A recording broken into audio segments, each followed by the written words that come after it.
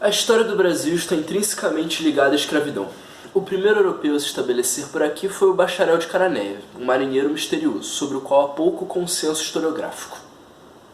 Não se sabe nem o nome dele, mas os historiadores concordam, primeiro, que a gíria bacharel em Portugal significava falastrão, alguém que falava demais, e segundo, que a profissão desse cara era de traficante de escravos.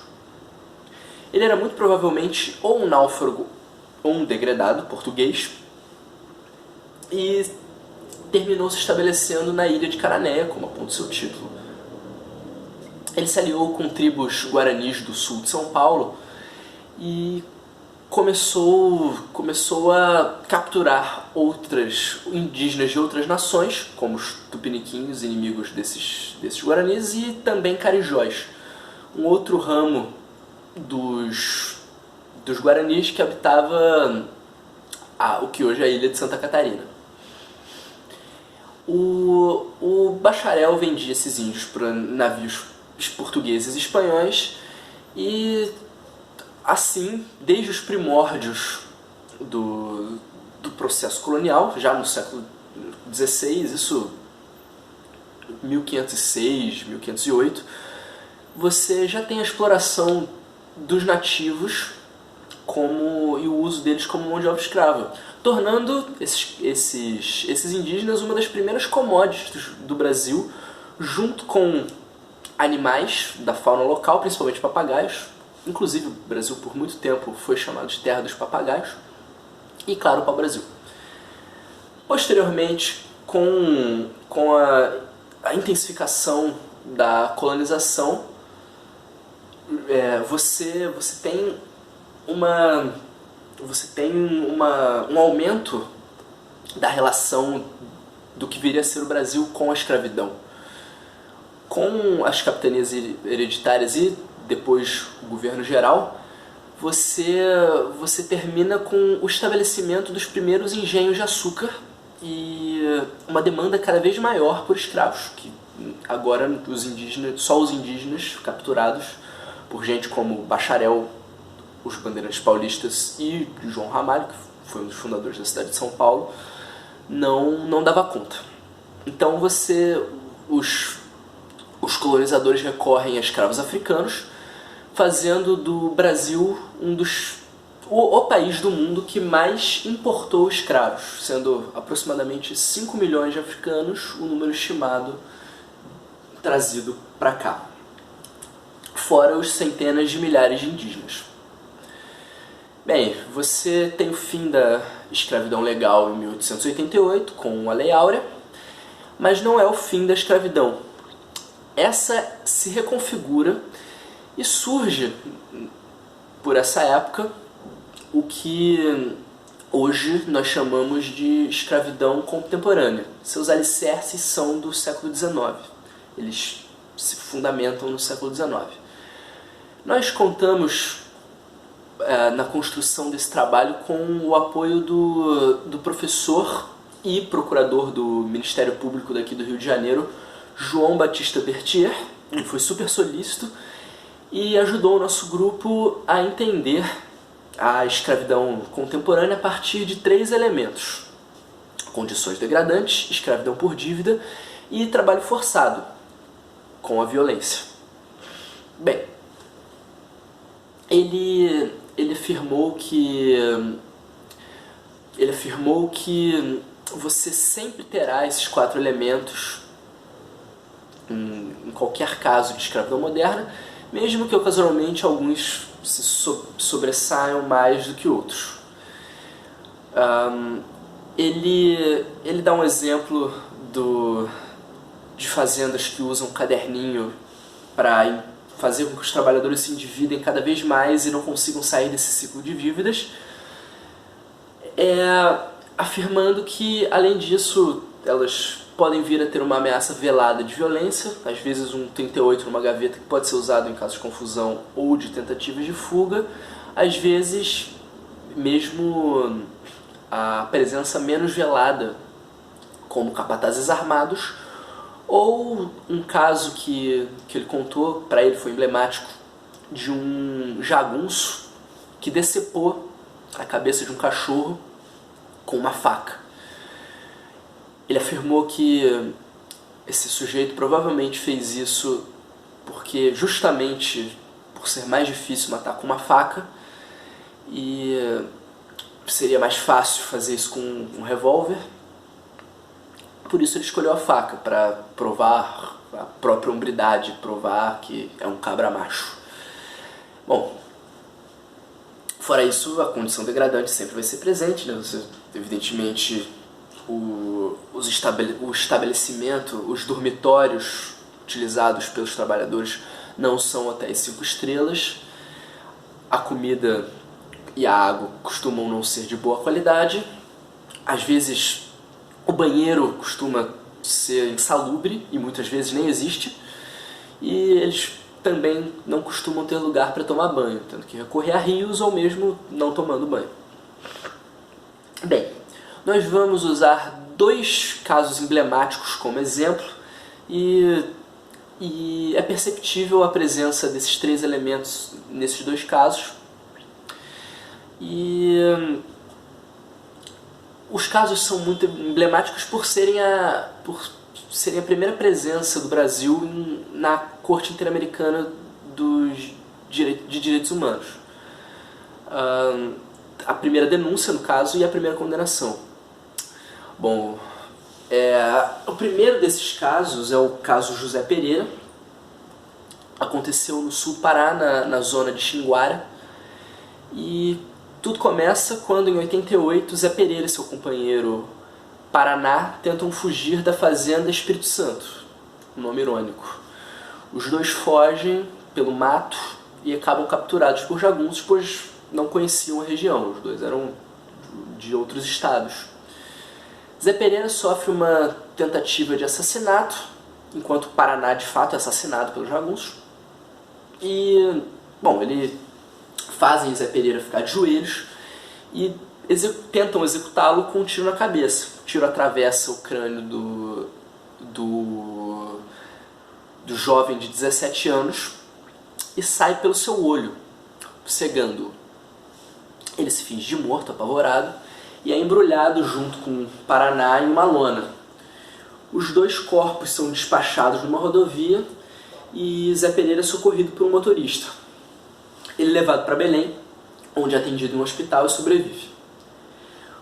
O Estado é totalmente omisso nesse caso, ele não pune os responsáveis, nem ressarce Zé Pereira, que termina com inúmeros problemas de saúde por causa dos ferimentos. Por causa dessa omissão e também possível conivência, porque, como aponta o procurador Bertier, há relatos de que a PM do Pará ela recapturava trabalhadores fugidos e os trazia de volta da fazenda. Bom, por conta disso tudo, o Brasil é denunciado na OEA pela Comissão Pastoral da Terra, uma entidade ligada à Igreja Católica. É a primeira denúncia internacional que o Brasil sofre por escravidão moderna, e ela chega à Corte Interamericana de Direitos Humanos e termina com um acordo, com o governo brasileiro concordando em ressarcir o pobre do Zé Pereira.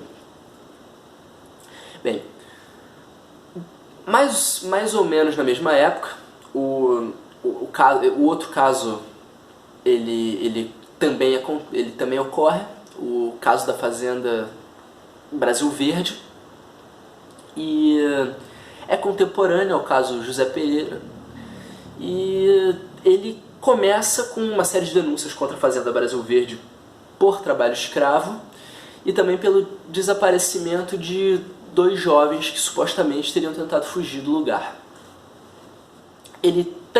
A fazenda também era localizada no distrito, na zona de Xinguara, no sul do Pará, e depois dessas denúncias iniciais, centenas de trabalhadores são resgatados e nenhuma providência quanto a punições ou ressarcimentos a tomada pelo Estado, mesmo depois de várias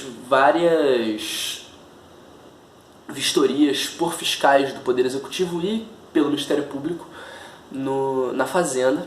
Bom, nada é feito. Até que em 98, novamente, a Comissão Pastoral da Terra encaminha uma denúncia à OEA e o governo brasileiro reconhece a competência da Corte para julgar o caso, que termina somente em 2016. Esse processo todo só termina em 2016. Bem, o governo reconhece a competência da Corte para julgar tudo isso, com a ressalva de que ela só poderia começar a julgar a partir de 97. Acontecimentos que acontecem depois de 97. Antes de 97, a Corte não tem a autoridade para julgar e ela concorda com isso, com essa exigência. Bem, entre 97 e 2000, mais de 100 trabalhadores são resgatados na Fazenda Brasil Verde, terminam não sendo ressarcidos, e a Corte Interamericana ela dá 21 cláusulas para o Brasil cumprir, e o Brasil termina não cumprindo. Você tem uma tentativa de acordo, mas nenhuma providência tomada pelo Estado brasileiro, e você tem essa omissão, e depois de 10 extensões de prazo, finalmente o caso vai para julgamento, primeiro na Costa Rica, depois em Brasília. Isso em 2015. Tudo se encerra em 2016, quando o Estado é condenado, uma condenação inédita na história da OEA, por isso foi tão emblemática. É a primeira vez que um governo é condenado por escravidão moderna na Corte Interamericana de Direitos Humanos, e o Brasil termina sendo obrigado a pagar 50 milhões aos trabalhadores escravizados pela Fazenda. A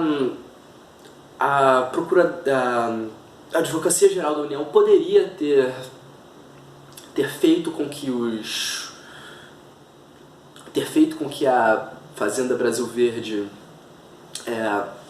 pagasse essas compensações, mas o dinheiro acaba saindo dos cofres públicos e, evidentemente, ninguém termina sendo punido.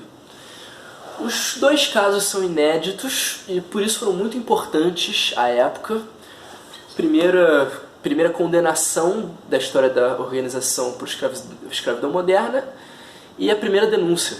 O Brasil sempre na frente. Então, você tem uma comoção internacional, e essa comoção foi extremamente importante para combater esse problema endêmico.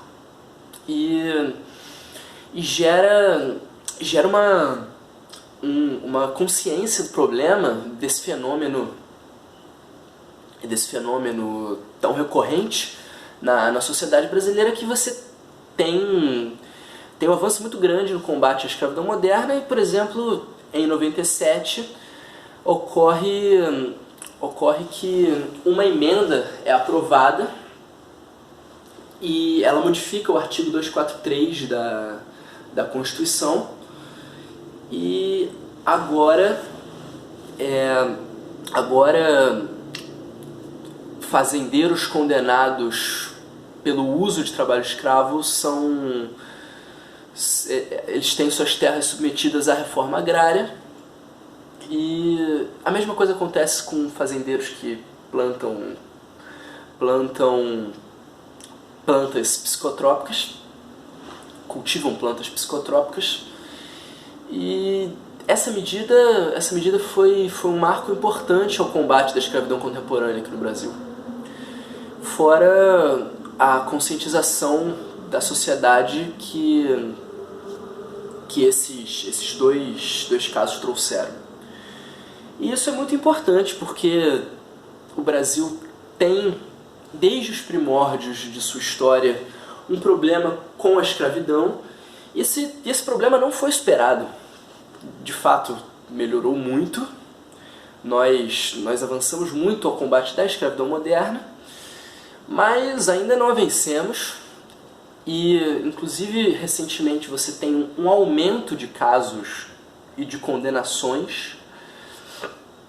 E por isso é importante você gerar na população, na sociedade, essa consciência do problema. Porque é um problema endêmico e o culpado não é o culpado, evidentemente, principalmente é o fazendeiro que usa de mão de obra escrava para produzir, do empresário da construção civil que sabe que você tem trabalhadores quase que em condição análoga à escravidão e mesmo assim ele continua valendo-se do serviço desses caras. E não é só um problema de um chinês que tem uma pastelaria e emprega também de maneira ilegal outros imigrantes, como eles fazem na China, como escravos, mas é um problema da sociedade, porque por muitos aspectos esse fenômeno não é naturalizado, como aponta o nosso professor. E por isso é importante você sempre tentar abordar casos como esses dois, para que a sociedade crie a consciência da existência do problema e possa finalmente combatê-lo.